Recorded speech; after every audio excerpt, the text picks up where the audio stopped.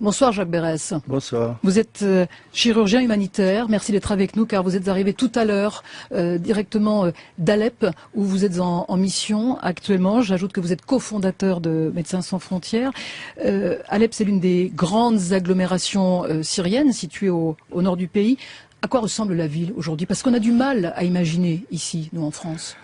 Mais moi aussi, vous savez, j'étais dans un quartier libéré, bien contrôlé par l'armée syrienne libre, oui, mais c'était un petit bout, un petit quartier, et je peux rien vous dire. Vous savez, moi je travaille tout le temps, mais je travaille dans une salle d'op. La salle d'op c'est bien fermé pour des questions d'hygiène et de sécurité, et dans un hôpital qui est aussi une structure assez fermée. Donc je suis un très mauvais observateur de la réalité de la rue, si vous voulez.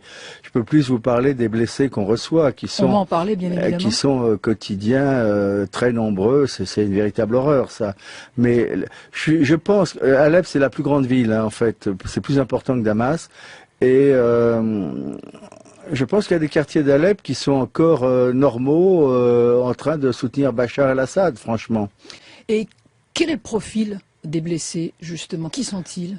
Alors là, à Alep, il faut dire la vérité, c'était une certaine majorité de combattants par rapport aux civils. Il y avait des civils, bien entendu, y compris des femmes, des enfants, des vieillards, mais plus souvent, mais c'était tellement près de la ligne de front que, évidemment, c'est les combattants qui arrivaient en premier.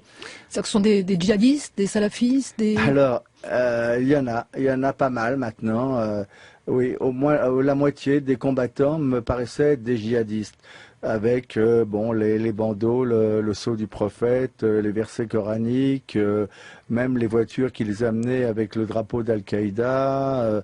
Et puis le look salafiste avec la moustache disparue et le collier juste de barbe.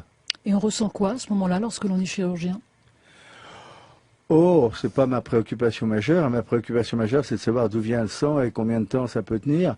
C'est plutôt ça. Quand je parle avec eux après, il se trouve que j'ai eu 2 djihadistes français blessés dans l'hôpital, et donc j'ai parlé en français tout à fait normal avec eux. C'était un peu troublant.